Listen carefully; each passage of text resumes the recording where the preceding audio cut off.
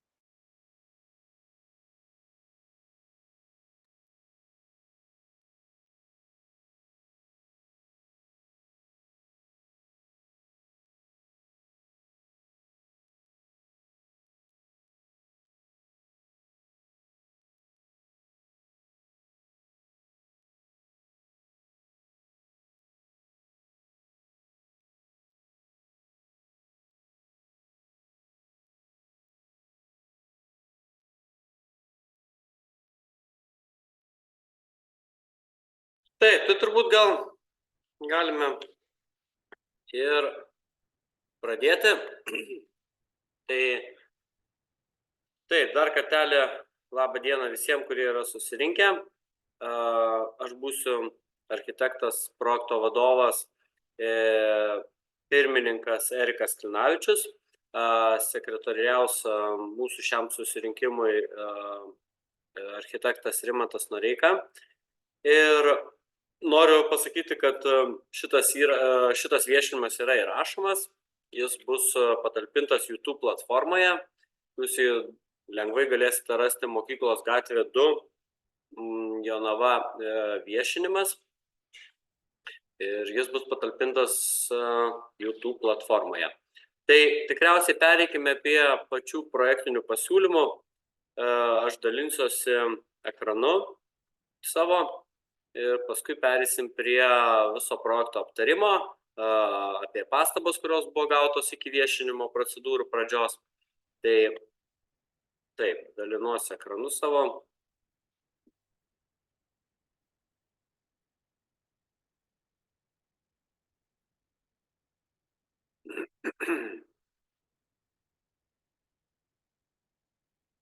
Matosi, taip? Taip, matus. Taip, tai pasikartosiu, kad yra projektuojamas gyvenamas įvairių socialinių grupių asmenims namas Mokyklos gatvė 2, Jonava, statybos projektas. Neypatingas statinys, nauja statyba, statytojas užsakovas yra Jonavos rajono savivaldybė. Projektuotojas yra UAB PA Group. Pereinam prie pačio projekto ir bendrųjų rodiklių. Tai visas sklypas yra 15 hektarų, didesnis nei 15 hektarų. Kadangi sklypas yra didelis, yra tvarkoma tik dalis sklypo, kuri užima apie 30 arų teritoriją. Ir lyginant rodiklius viso sklypo, tai mes turime tankumas 3%, intensyvumas 3%, projektuojami yra 8 automobilių parkavimo aikštelė. Bendras pastato plotas yra apie 343,84 kvadrato. Pastato tūris 2830 kvadratų, yra projektuojamas vieno aukšto pastatas, 5,80 m aukščiausia pastato altitudė, projektuojamas A++ klasės namas. Ir pereikim gal prie pačių projekto sprendinių. Sklypo planas. Aš gal visus informuosiu, kad dabar pristatysim projektą, kuris buvo pateiktas pirminiam viešinimui. Ir paskui pereisim prie pastabų aptarimo ir siūlomų projekto sklypo plano dalies sprendinių pakoregavimo. Tai štai mes matome visą sklypo planą. Matome štai čia apibrėžtą projekto apimties dalį sklypo plane, kur mes numatome būtent tvarkomą teritoriją. Tiek šitoje pusėje, tiek šitoje pusėje nenumatyta yra sklypo tvarkymas. Būtent mes orientuojamės į mėlynai apibrauktą teritoriją, kurioje ir bandom sutalpinti gyvenamą namą, automobilių aikštelę, krepšinio aikštelę, apželdinti teritoriją, projektuoti lauko terasą. Pereikime prie pačių sprendinių. Štai čia mes turime įvažiavimą iš Mokyklos gatvės. Atskiras yra projektuojamas įėjimas pėstiesiems bei atskiras įvažiavimas į tvarkomą sklypo teritoriją. Tada yra projektuojamas autobusiuko parkavimo vieta, A tipo parkavimo vieta, yra žmonėms su negale projektuojama vieta, kelios automobilių vietos paprastos bei 2 vietos su viena elektromobilių pakrovimo stotele. Kaip ir minėjau, projektuojama yra pusinė krepšinio aikštelė, želdinimo zona, antra želdinimo zona, dviračių pasistatymo erdvė ir patekimas į patį pastatą. Pats pastatas orientuotas, kad kambariai gautų svetainę orientuotą į pietinę pusę, gauname mes ir vakarinės saulės, kambariai išdėlioti taip, kad kuo daugiau gautų saulės šviesos.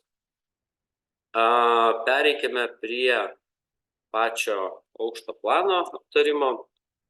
Kaip ir minėjau, mes turime patekimą į pastatą būtent iš šios pusės, tai yra iš rytinės pastato pusės. Turime holą tamburą, kur organizuojamas žmonių persirengimas.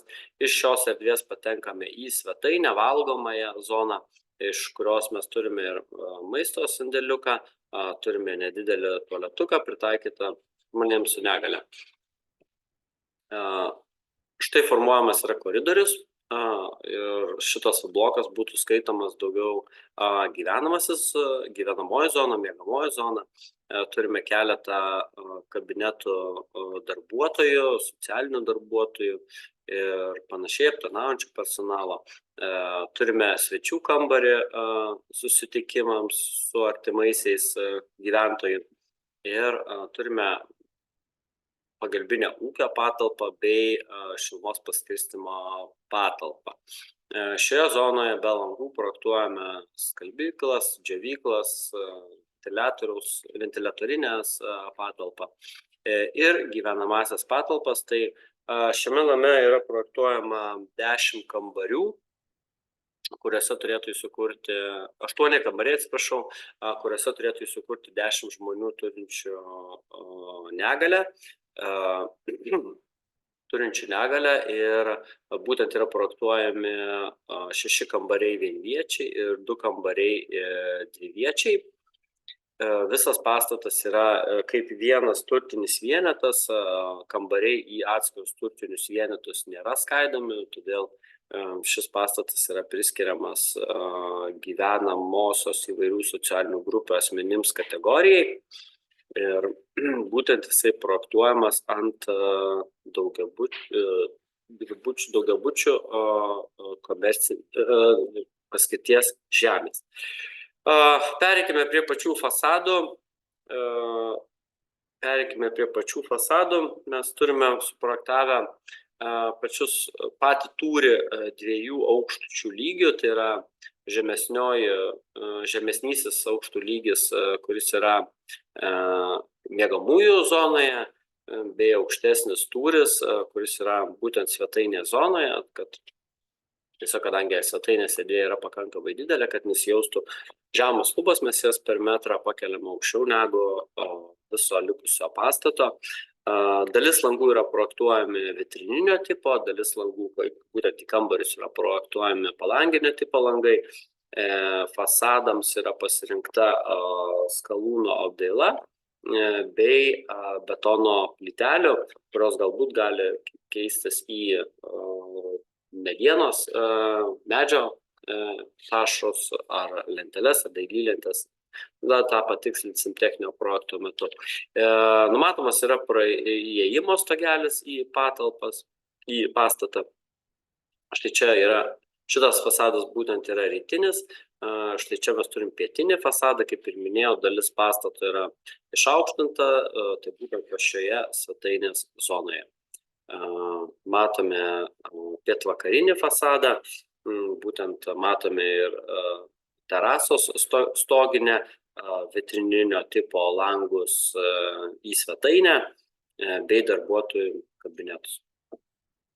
Pjūvis per pastatą, kaip ir minėjau, yra 2 aukštų lygio, tai žemesnioji dalis švarių lubų turėtų būti apie 2,80 m, svetainė švarių lubų aukštis apie 4,30 m panašiai centimetrų. Tai tiesiog, kad ta erdvė jaustųsi šiek tiek laisvesnė, nes ir žmonių pastate numatomi yra, kad gyvens daugiau negu tradicinė šeima viena. Vizualizacija, būtent mes čia turime vaizdą nuo mokyklos gatvės, mes patenkame į automobilių parkavimo aikštelę ir matome pastatą, kaip ir minėjau, 2 aukštų lygių. Atsitraukimas nuo šio kaimyno yra dabar patikslintas. Tai apie pačius projektinius pasiūlymus, ko gero, būtų tiek ir galime pereiti prie pačio aptarimo tų projektinių pasiūlymų. Tai iki šio viešo susirinkimo pradžios buvo gauta pastaba elektroniniu paštu. Aš ją dabar perskaitysiu. Tai buvo gauta pastaba iš kaimynojo. Ir būtent ši pastaba skambėjo taip: ar projekte numatyta palikti įvažiavimą į mokyklos gatvė 4 sklypą iš pietrytinės pusės. Šiuo metu ten yra įrengtas asfaltuotas įvažiavimas ir tai yra vienintelis įvažiavimas į mokyklos gatvė 4 gyvenamo namo kiemą. Noriu pabrėžti, kad būtent šitas įvažiavimas į kiemą yra, mes būtent šį įvažiavimą matome būtent štai čia. Jis yra mūsų sklypo ribose, mūsų projektuojamo sklypo ribose ir mūsų teritorijoje, kurią mes planuojame tvarkyti. Jis yra nutolęs šiek tiek per 5 metrus nuo mokyklos gatvėje 4 gyvenamo namo. Ir būtent svetimam žemės sklype yra suformuotas įvažiavimas. Tačiau pasitarę su savivaldybės atsakingais asmenimis, su užsakovu, tai yra Jonavos rajono savivaldybė, sprendinius šiek tiek patiksliname, kad užtikrintumėm šiam būtent sklypui mokyklos gatvė 4 užtikrinti esamą privažiavimą. Ir būtent šiuos sprendinius pakoregavome taip, kad mūsų tvarkoma sklypo riba pasislenka į būtent štai šią sklypo dalį. Mes turime 14 metrų ribą nuo mokyklos gatvėje 4 iki mūsų projektuojamos tvarkomos sklypo ribos. Tai jeigu taip tiksliau suprasti, kad mūsų tvarkomos teritorijos riba eitų lygiai su asfalto kraštu. Asfaltas yra platus, 4,80 m šiai dienai, tai to pilnai užtenka pravažiuoti automobiliams. Bei taip pat suformuojamas tam tikras koridorius, laisvas, neaptvertas, žmonėms judėti link šlaitų, prieiti prie čia esamo nusistovėjusio takučio. Ir būtent šita aptverta teritorija būtent jau yra projektuojama atsitraukus nuo šitos pietinės sklypo dalies maždaug apie 14 metrų. Tai ir įvažiavimai, tiek įėjimai, sklypą niekas nesikeičia. Jie visi lieka iš rytinės sklypo dalies pusės. Ir visi sprendiniai nesikeičia, tiesiog pasitikslina tvoros pozicija, sklypo aptverta teritorija taipogi išlieka tokia pati tvarkoma teritorija, maždaug apie 30 arų. Tai tokie būtų mūsų kartu su užsakovu siūlomi sprendiniai, atsižvelgiant į gautą pretenziją, paklausimą, iki šio viešo susirinkimo. Tai iš tikrųjų, kaip ir aš savo žodį tariau, papasakau viską, ką norėjau, papasakau viską, ką žinojau, kokie yra šio projekto pakeitimai, patikslinimai, gal taip sakysiu. Ir galbūt yra daugiau kažkokių klausimų, kurie kyla ir galėčiau juos atsakyti.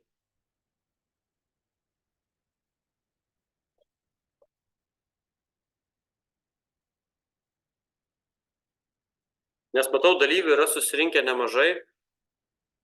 Tai Norėčiau paklausti, kaip aplamai šito projekto idėja kilo, ar nežinau, ar čia tikrai reikia aplamai šitą statyti statinį už tai, kad šitoj vietai buvo baldų kombinato pastatas ir jisai toksai vos netapo kaip toksai kultūrinis paveldas, kurį socialdemokratai nusprendė sugriauti. Ir buvo paminėta ir pažadėta netgi, kad šioje vietoje labai trūksta bendruomeniai kažkokių suoliukų, parkų ir panašiai. Ir todėl mes nugriauname, kad pastatytume šitoj vietoj parkelį šiai bendruomeniai. Ir dabar atsiranda čia nieko panašaus į parkelį, atsiranda dalykas, dėl kurio aš nežinau, ar labai bendruomenė yra patenkinta už tai, kad užtenka palei, nežinau, ten mokyklos gatvė ir palei miškų ūkį atsiprašau už išsireiškimą, praeinančių zombių, kurie eina į nakvynės namus. Ir dabar panašu, kad vėl lygiai taip pat atsiras dar ir kitam kampe tokių pat galbūt asocialių žmonių, kurie vaikščios prie pat mokyklos, į kurią eina pradinukai. Tai aplamai, kaip atsirado šitas projektas prie mokyklos, į kurią eina vaikai? Tai aš gal Jeigu buvo šitą pradėtas prašysiu projektas. gal atsakyti užsakovą, ar kas yra prisijungęs.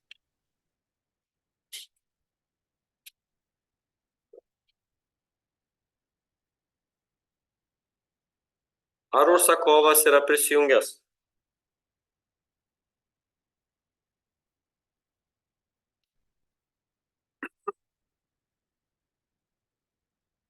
Nu, kiek kur mūsų užsakovas.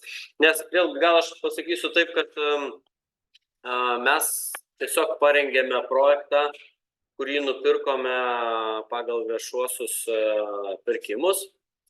Ir būtent šis projektas ir buvo rengiamas pagal parengtą projektavimo užduotį. Tai mes kokią užduotį turėjome, mes tokį pastatą suprojektavom mūsų galva, kuris atitinka šios dienos architektūrinės kažkokias tais ar taisyklės, ar estetiką, kad jis būtų gražus pastatas, kad jis nebūtų kažkoks labai pigiai ir prastai atrodantis visuomeniai. Šiame name neturėtų gyventi asocialūs gyventojai, tai turėtų gyventi negalią turintys asmenys, kuriais rūpinasi savivaldybė. Ir noriu suteikti šių projektų, tokio tipo projektų Lietuvoje buvo pristatyta per pastaruosius porą metų arti 100 vienetų. Ir būtent jie visi buvo integruoti tarp gyvenamų namų, būtent didinant šių žmonių integraciją į visuomenę.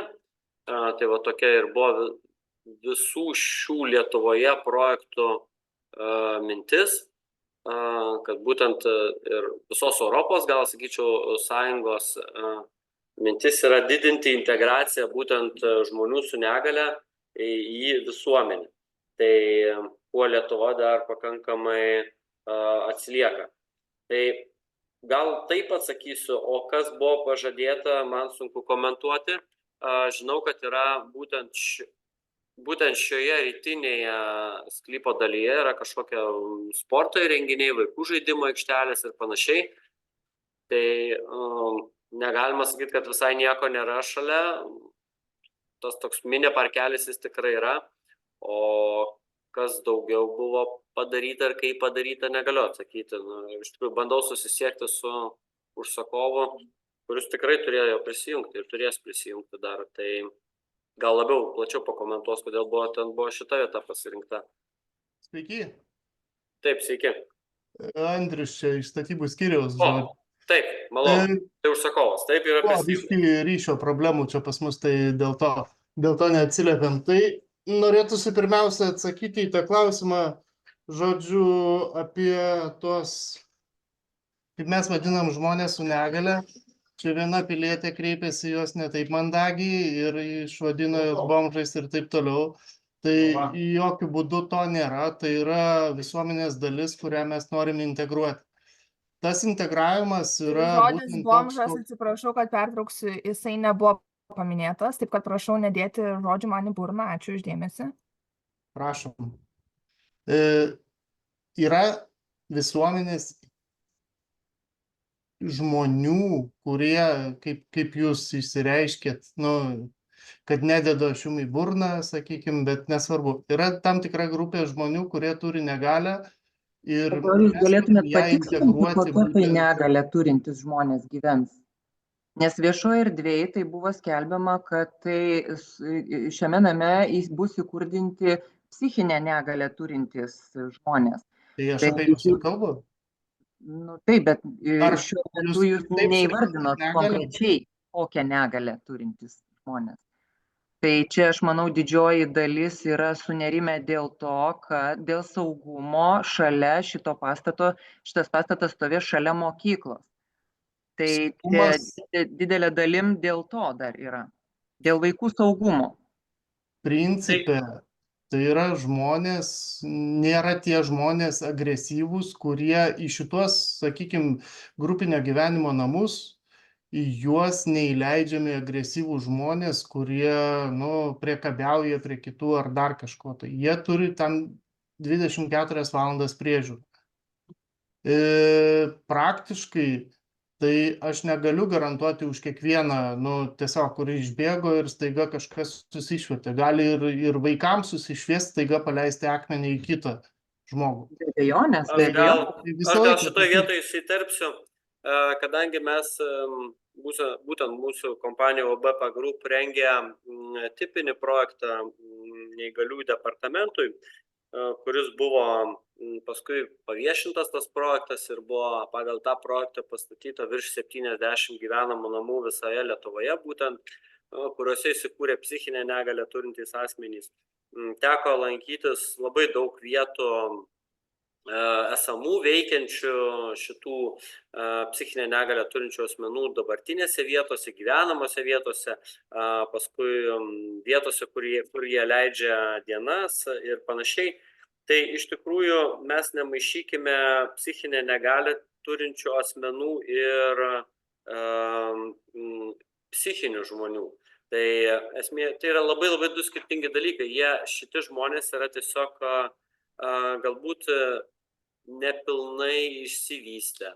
Labai dažnai jie turi ir kitokio negalio, tai yra ar prikaustyti prie invalido vežimėlio, ar turintis judėjimo negalę, dar priedo prie to. Tai yra žmonės pakankamai nuoširdus, gal sakyčiau, nesugadinti gyvenimo, nesugadinti Visa tai yra visuomenės. suprantama ir aš manau, kad bendruomenė nėra prieš integraciją. Bet tiesiog priimant, manau, šitos sprendimus, ar buvo kažkokios tai apklausos daromos, ar buvo tariamasi su žmonėmis, kurie aplinkui čia gyvena, ar nu, tiesiog kažkokie tai tokie dalykai buvo atliekami.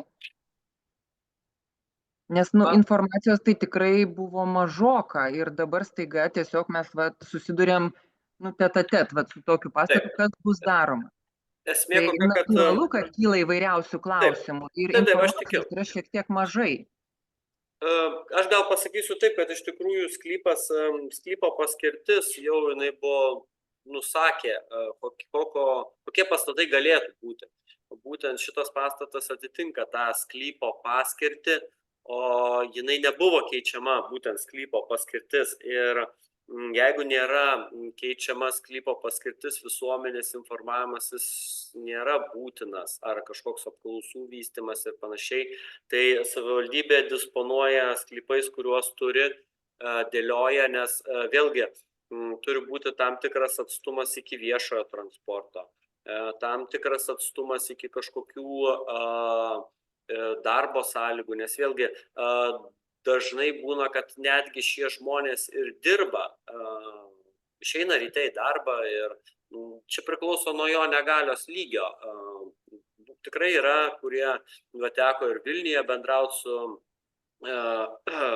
Viltis, būtent neįgaliųjų įstaiga, kuri turi tokių namų gan nemažai, berods gal 4 ar 5 netgi.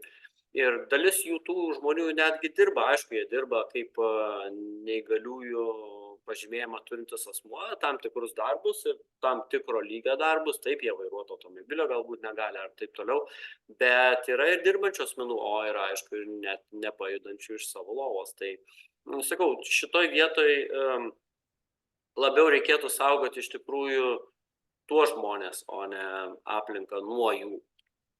Tai nes jie vėlgi yra po 24 valandų priežiūra, yra darbuotojas 24 valandas su jais. Jie nėra, man atrodo, jeigu aš neklystu, jie nėra netgi išleidžiami, jeigu tai nėra iš teritorijos, ne veltui šita teritorija bus aptverta, neaukšta, 1,50 m segmentinė tvora, bet iš principo tie žmonės, jie nėra suinteresuoti bėgti kažkur, kažką veikti. Ne, jie turi savo laisvalaikį, jie turi savo darbus pačiuose namuose ir tuos darbus daro ir iš principo viskas vyksta kartu su darbuotoju. arba susitarimas, kad jis gali tą ir tą padaryti, išeiti, grįžti kada ir panašiai. Tai nėra nakvynės namai. Tai yra visai kategorija žmonių, visai kita.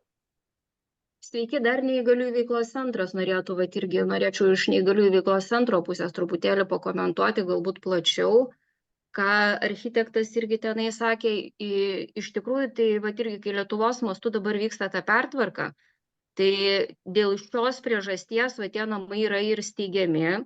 Iš tikrųjų, tų žmonių reikėtų nebijoti, nes jie tikrai, kaip ir minėjo irgi Erikas, tai jie yra gana draugiški. Jie, žinokit, tikrai nėra linkę eiti kažkur tai į gatves vaikščioti arba tenai kažkur tai lankytis kitose vietose, be darbuotojų priežiūros jie niekur neina. Iš tikrųjų, vėlgi, kaip ir minėjo, tenais yra tvora, tai jie žino, kad tenais tose ribose jie gali ir būti. Jeigu tikrai irgi yra noras, tikrai galite ateiti apsilankyti Jonavos rajono neįgaliųjų veiklos centre ir susipažinti būtent su šitais asmenimis, pamatyti, kokie jie yra, ar verta jų bijoti ar ne, nes iš tikrųjų jie labiau bijo tų svetimų žmonių, negu turbūt patys mes irgi taip irgi žiūrėdami.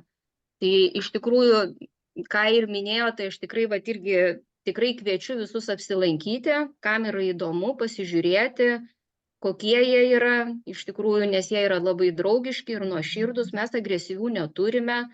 Nežinau, aš iš tikrųjų greičiausiai, aš taip įsivaizduoju, kad turėtų gyventi būtent mūsų gyventojai, kurie yra ir gyvenantis yra, jie, kaip ir minėjo, 24 valandas yra prižiūrimi darbuotojų, išėjimai visi yra kontroliuojami, tiesiog yra visos veiklos kontroliuojamos, nes yra ir darbuotojai, kurie yra atsakingi už juos ir yra ta visa tiesiog apsauga.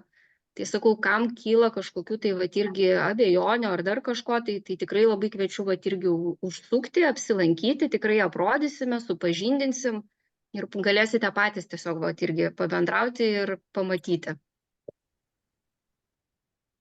Ačiū. Ar būtų dar klausimų?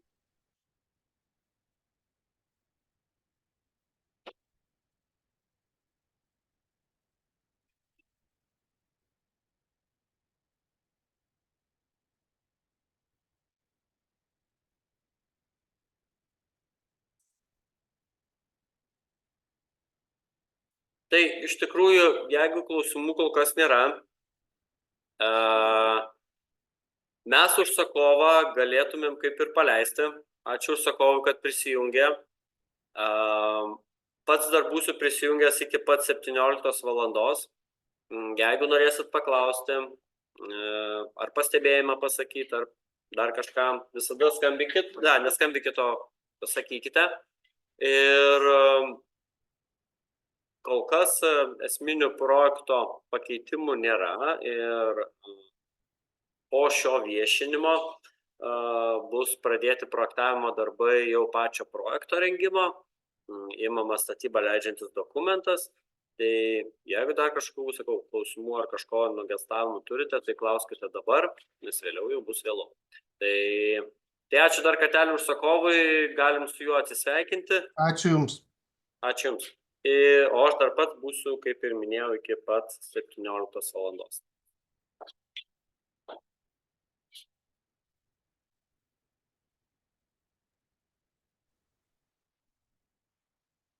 Ačiū, viso gero.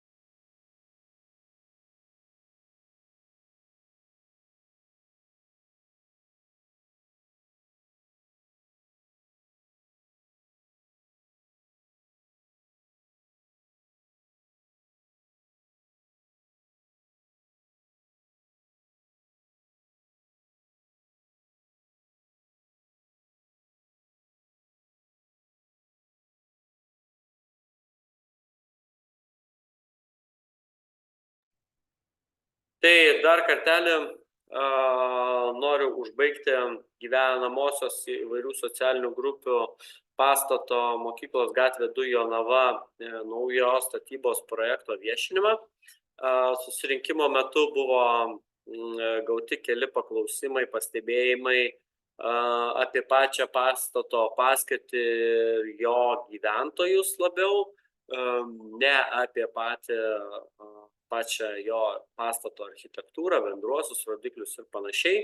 Tai gautas paklausimas iki viešo susirinkimo pradžios esminių projekto pastato bendrų rodiklių statinio nekeičia, patikslina tik tais tvarkomos sklypo ribos vietą. Todėl aš susirinkimo pirmininkas Erikas Klinavičius konstatuoju, kad viešas susirinkimas yra įvykęs. Projekto sprendiniai, pastato projekto sprendiniai nėra keičiami, yra tikslinama tik tais pastato vieta ir tvarkomos teritorijos vieta sklype. Tą mes įsipareigojame padaryti, jau padarėme, pristatėme gyventojams patikslintą variantą. Todėl ačiū visiems už dėmesį ir iki kitų susitikimų. Šį įrašą rasite, pasikartosiu, kad YouTube platformoje Mokyklos gatvė 2 Jonava viešinimas. Tai ačiū visiems ir iki.